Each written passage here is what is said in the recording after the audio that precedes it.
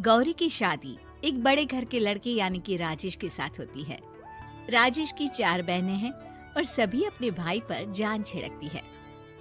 अरे पापा, ये राजेश के लिए कैसी छोटी सी हिट की लड़की ब्याह लाए आप? हम लोगों का भाई तो राजकुमार है, उसके लिए तो कोई राजकुमारी होनी चाहिए थी। गौरी को ननद की बात बुरी लगती है और वो रोने लगती है। अरे क्यों गला फाड़ रही है? क्या गलत बोल दिया मेरी बेटी ने? एकलौता बेटा है हमारा, समझी? वो तो तेरे ससुर हाँ कराए थे, वरना मैं तो ना करवाती तेरी शादी अपने हीरे जैसे बेटे से। ननदे सास को भरती और सास गौरी से लड़ती। ये क्या है? तुम्हारी बहनें और माँ आए दिन मुझे खरी खोटी सुनाती रहती है। क्यों नहीं बोलते उन लोगों को कुछ? अरे क्या बोलूं? अब उन लोगों का इकलौता भाई और बेटा होना, तो वो लोग थोड़े इमोशनल है मुझे लेकर, समझा करो ना। और कौन सा वो लोग रोज आते हैं ससुराल से? माना एक साथ नहीं आती, लेकिन रोज कोई ना कोई तो खड़ा ही रहता है ना। खैर, जैसे तैसे कुछ साल गुजरते हैं।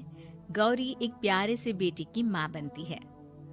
सुनिए, हर बात पर ससुर जी से पैसा मांगना ठीक नहीं लगता। आप कोई काम क्यों नहीं करते हैं? काम तो मैंने कभी किया ही नहीं गौरी। पापा के पास इतना पैसा है कि मुझे जरूरत ही नहीं पड़ी। लेकिन कहते हैं ना, हर दिन एक सा नहीं होता। गौरी के ससुर की मृत्यु हो जाती है और घर में गरीबी छा जाती है। गौरी ननद को फोन करती है। दीदी, अब जीजा जी को बोलकर इन्हें कहीं नौकरी दिलवा दो ना। घर चलाना मुश्किल हो रहा है। माँ जी की भी तबीयत खराब रहती है। दवाई का खर्चा और मुन्ने की पढ़ाई का खर्चा काफी है। कुछ मदद मिल जाएगी दीदी। देखो गौरी, तुम तो जानती हो मेरे खुद के 3 बच्चे हैं, तो ये मत सोचना कि बात घुमा कर बोलोगी तो मैं कुछ मदद कर दूंगी।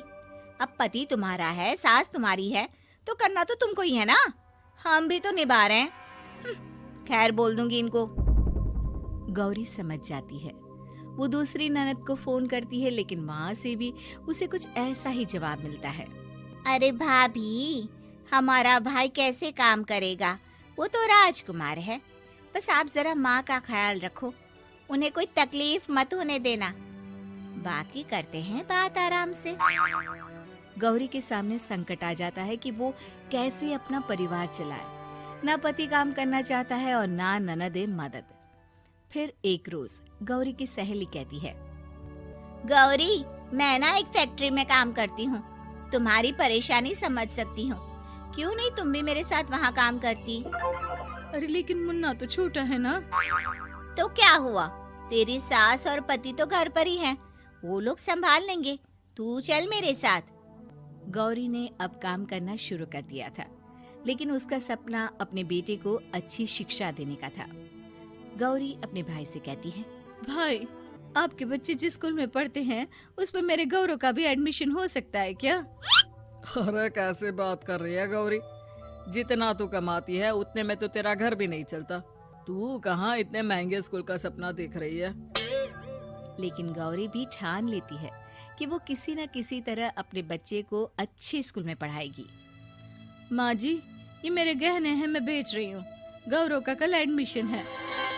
अरे वो तो ठीक है गौरी, लेकिन आगे की फीस कैसे मैनेज करेगी? और ज्यादा मेहनत कर लूंगी माँ।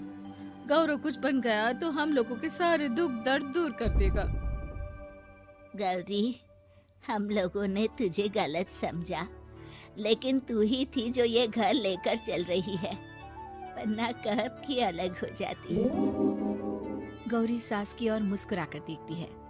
आप भी तो मेरा साथ दे रही हैं ना। अरे कभी खाने में अंडा या मुर्गा भी खिला दिया करो। क्या रोज रोज पत्ता खिलाती रहती हो?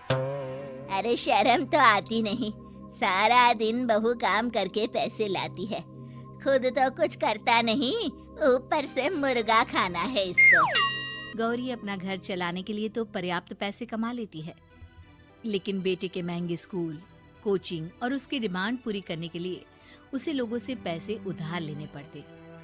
माँ, मुझे जूडो कराटे की ड्रेस चाहिए, मैं घर के कपड़ों में क्लास नहीं अटेंड करूँगा। और क्या, बिल्कुल, घर की भी कोई ड्रेस होती है क्या? मैं कल ही ला दूंगी। हाँ बच्चा, तू बस मन लगाकर पढ़ाई किया कर। उसके जाने के बाद कहाँ से लाएगी पैसे ड्रेस के? माँ वो पास वाली चाची से कुछ पैसे उधार लूंगी।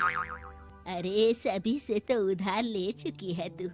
कर्जा इतना चढ़ा लिया है कि पूरा जीवन भी कमाएगी तो उतार नहीं पाएगी। अरे माँ जी, गौरव कुछ बन जाए तो मुझे कमाने की क्या जरूरत, फिर तो मैं बस रानी बनकर राज करूंगी। एक दिन गौरव कहता है, माँ मेरी नौकरी लग गई है, वो भी अच्छे पैसों में। अब हम लोगों के बुरे और दुख के दिन जल्दी खत्म हो जाएंगे।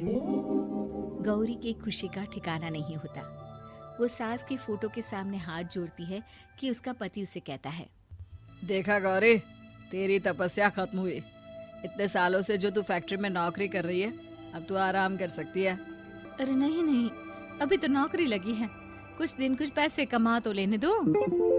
कुछ महीनों बाद गौरी की ननद गौरव के लिए रिश्ता लेकर आती है।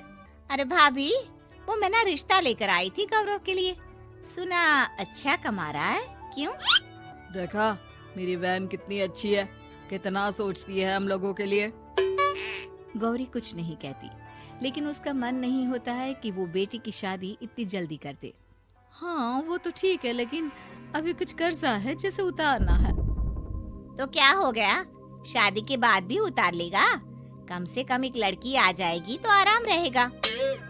गौरी लोगों के प्रेशर में आकर बेटे की शादी कर देती है और शादी के बाद एक दिन जब अपनी फैक्ट्री में जाती है, मैनेजर साहब, कैसे इस फैक्ट्री में 22 साल काम कर लिया पता ही नहीं चला। अब तो बेटा सेटल हो चुका है, नौकरी की जरूरत नहीं है, लेकिन आप सभी का शुक्रिया। गौरी बहन, बहुत मेहनत की तुमने जीवन में, अब भगवान कोई मुश्किल ना दे। गौरी घर आती है, लेकिन दरवाजे के बाहर से ही उसे बहू और बेटे की आवाज सुनाई देती है। क्या है, तुम्हारी माँ ने तो सोचा भी नहीं कि जो कर्जा वो ले रही है खुद की अय्याशी के लिए, वो हम लोग क्यों भरे? उनका कर्जा है वो देखे। हाँ लेकिन क्या करूं, माँ को छोड़कर रह भी तो नहीं सकता ना। अरे रह नहीं सकते तो क्या करोगे, पूरी जिंदगी उनका कर्जा चुकाते रहोगे? कल को हमारी भी फैमिली बढ़ेगी, कैसे मैनेज करेंगे? मैं नहीं जानती, साफ साफ बोल दो पैसे नहीं है फालतू के। जिसका कर्जा है वही निपटाए। गौरी बेटे बहू की बात सुनकर स्तब्ध रह जाती है और अंदर न आकर वहाँ से सीधे फैक्ट्री जाती है। मैनेजर साहब, मैं सोच रही थी कि इतनी जल्दी नौकरी नहीं छोड़नी चाहिए, जब तक हिम्मत है तो कर लेते हैं। वो मेरा इस्तीफा ना वापस कर दीजिए। ये बोलकर गौरी की आंख लाल हो जाती है। मैनेजर समझ जाता है कि गौरी की उम्मीद टूट चुकी है। वो उसके हाथ में इस्तीफा रखकर कहता है, कर्जा माँ का है तो माँ ही चुकाएगी। माँ का कर्जा आज तक क्या कोई चुका पाया है?